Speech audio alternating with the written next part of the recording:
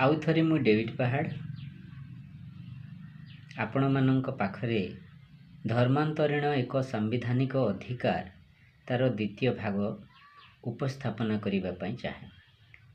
संवैधानिक अधिकार प्रथम भागरे भारतीय संविधानर धारा 25 अर्थात भारतीय संविधानर धर्म धारा 25 क उपधारा को आम आलोचना कलु जे कोनोसी नागरिक जेकोसी धर्म स्वेच्छा ग्रहण करें से धर्म रे आचरण करें से धर्म को प्रसारण मध्य करें। आउ धर्मांतरण व्यक्ति आउ धर्मांतरण करुथिबा व्यक्ति को संपूर्ण अधिकार प्रदत्त करा जायछि। सेथिपई मु तपी मिश्र भाईनांक विषय रे किछि उल्लेख करिथिली। एबे आउ गोटे कथा आलोचना करिबा पई चाहे जे भारतीय संवैधानिक धर्मीय धारा तार 25 ख उपधारा आलोचना करिबा पई चाहे जे कोनोसी धर्मर लोक जे कोनोसी धर्म को प्रलोभन देखाई माने अन्य धर्मर लोकों को प्रलोभन देखाई जोर जबरदस्ती करी बाड़िया पीटा करी बा भय देखाई धर्मांतरण करि परिबे नाही। यह दंडनीय अपराध अटे ख उपधारा रे उल्लेख अछि। तेणु तपी मिश्र भाईना स्टेटमेंट रे मु सहमत जे से धर्मांतरण करुथिबा पाद्री माननकु पालक माननकु बाड़ाइबा पई जो निष्पत्ति नै छंती जो पदक्षेप नै छंती सेथि पई मु 100% तांको स्टेटमेंट रे सहमत।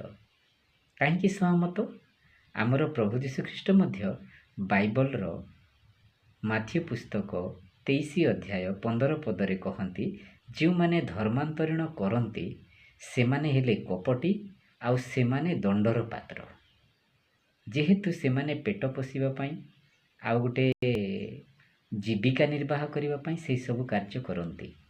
आउ एमिति जे धर्मांतरित होइथिबा व्यक्ति को से माने कोन दुई गुण नरक पात्र भी करूछंती। तेणु प्रभु जीशु ख्रीष्ट मध्य धर्मांतरण को विरोध करती कन्वर्सन बिजनेस को विरोध करती। आउ ए कथा तबी मिश्र भाईना कहिथिबार मु तांकु अशेष धन्यवाद दउछि आउ मु तांकु मध्य सहयोग करूछि आउ तांको स्टेटमेंट रे सहमत अटे। ठीक अछि किंतु प्रभु जीशु ख्रीष्ट धर्मांतरण न करी मन परिवर्तन करिबा पई माथ्यू लिखित सुसमाचार 10 अध्याय 7-8 रे भी उल्लेख करती।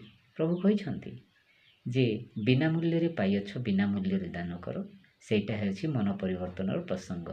से कथा प्रभु जीशु ख्रीष्टंकर शिष्य माने मध्य करिथिले कोनोसी प्रलोभन देखाई बा कोनोसी प्रकार जोर जबरदस्ती कोनोसी प्रकार माने व्यवसाय रे से माने करि नथिले पेट पोषिबा पई करि नथिले। किंतु आजिरो पालक पाद्री गुड़ाक पेट पोषिबा पई जीविका निर्वाह करिबा पई बंचिबा पई ए ख्रीष्टीय मार्ग मन परिवर्तन मार्ग को एक व्यवसाय रे परिणत करिसंती। तेणु से माने हेले कपटी आउ से माने दंडर पात्र आउ से माननको बाड़िया पिटा करिबा पई तपी मिश्र भाईना जो पदक्षेप नेछंती मु तांको विशेष धन्यवाद देउछि। आउ I appreciated his statement whatever he has already taken the decision against the Christianity who are involved in conversion business। ठीक अच्छी मु सहमत अटे।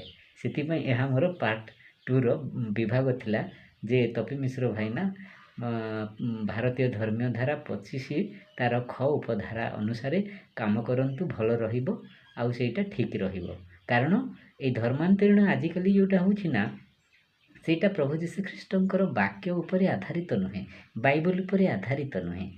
जदि आधारित थांता मु मध्य तपी मिश्र भाईना को विरोध करथांती किंतु सेटा मु विरोध करि परिबिनी जेहेतु से ठीक पदक्षेप नै छंती आ प्रभु जीशु ख्रीष्ट मध्य ए विषय कहंती। ठीक अछि आउ नेक्स्ट वीडियो रे देखा।